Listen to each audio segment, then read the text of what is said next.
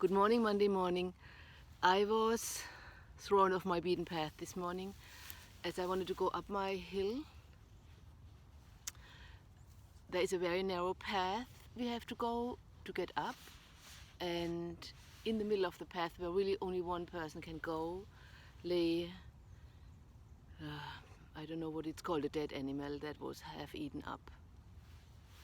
And my Sarina's companion Nina already was up there and she told me about it, and so it was in my head, but fearless me, I thought, well, let's just see.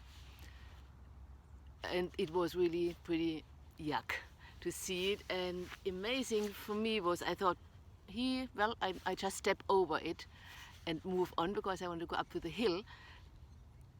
It was too yucky. I couldn't make myself step over it even, so it was just now a piece of something dead. But in my mind, it was like, oh my God, that was a mountain lion, because we have mountain lions here, and newspapers talk about them, and it's their habitat.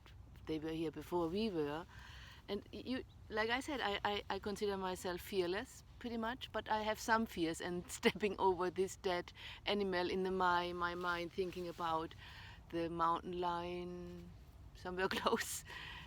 I could not go up there, and I didn't want to go up there, so I was a little bit afraid, and I walked the other way. Where I am now is on the opposite side of the mountain, where it's flat. No, it's not flat, but it's wide land, and you can look everywhere, and the houses are here. And I felt better walking here, but I can't find a good surface to stand on because it's all hilly. But while I sat here for a moment, I was again just struck by how we get something in our head, something goes through our mind, a thought appears, an image appears, and things change so quickly and turn us away from what we had intended to do. I mean, this is basically what happens to everybody, but what I felt when I sat still here for a moment, looking of where could I do my morning practice, I felt pretty tense in my body, in my shoulders and my chest. Like in my upper body, I felt a tension that I know of when I sit too long on the computer, or when life was difficult and it's all like rolling up in a ball. This morning I was just on a beautiful walk, but then I saw that image and my mind went on to the hike to what all happened with that image, and my whole chest shrunk. And I looked around a little more different, a little more alert than I usually do. And pretty interesting again and again, we discover the things about ourselves that we know, and then they repeat itself, and we are right there with them. So now I'm here and want to do two things with you, two parts of the morning practice. If you have been with me for a while, you have done them, but now I'm standing in a different spot. So that's kind of important. If you practice these things with me and you want to stand, find a good surface that's pretty even you can stand on, so not like halfway down the hill. Or if you sit, that's usually a flat surface and you don't have to worry about that. But now I have that place and I stand with my knees soft, and I'm intending to get rid of that tightness in my chest because I felt that fear in a moment ago. So I stand tall with me, one hand on my belly, one hand on my chest. Close my eyes for a moment. Notice the next breath. Just notice this, in and out. Let your hands go and start with soft knees, start swinging your arms up and down. So my intention with this morning little sequence, it's not just 2 or 3 movements, is to help my shoulder girdle and my rib cage to be soft again, to let go of the experience of seeing something that frightened me. So I go up and down, up, look up and down, look up, hold a moment, exhale down, inhale up to the sky and down, and then let it stop swinging and stand still for a moment.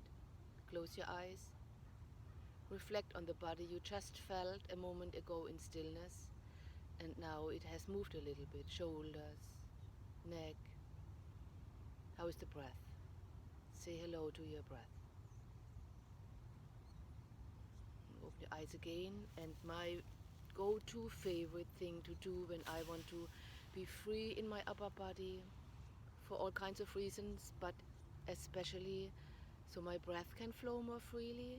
As the breath enters your nostril, it goes down into your chest, rib cage, and ideally all the way down to your pelvis region. So one movement, my go-to movement is swinging to the side. It's easy. Basically everybody can do it. You don't have to be flexible or any kind of thing you think you need to be. All you have to do is be willing to just swing your arms. Soft knees, rather soft knees. You can even swing with your knees a little bit up and down, make it a dance. And what I like about this is fun. It has no form. It has no, you turn your arm this way and your knee this way. It has only one thing, your willingness to just swing your body around and follow with your eyes. It's usually called my boundary swing because when I swing high with my arms, I imagine drawing the boundary around me, my healthy boundary, and then I go further down. My arms hang down till they circle around my body, kind of close, just however your arms hang down. You circle around your body. Imagine you are drawing a beautiful color with crayons around you. And then the movement stops and you stand still. Put one hand on your chest, one on your belly.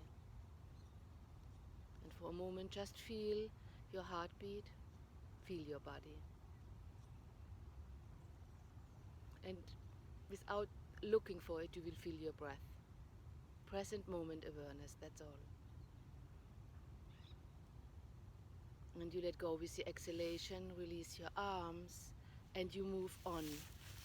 That's how simple it can be. You do something with the intention set for what it is, what you want to do, be free of tightness in my body, offer space for my breath to be, and offer my mind to circle into the present moment. That's basically all, and then you move on with your life. Happy Monday.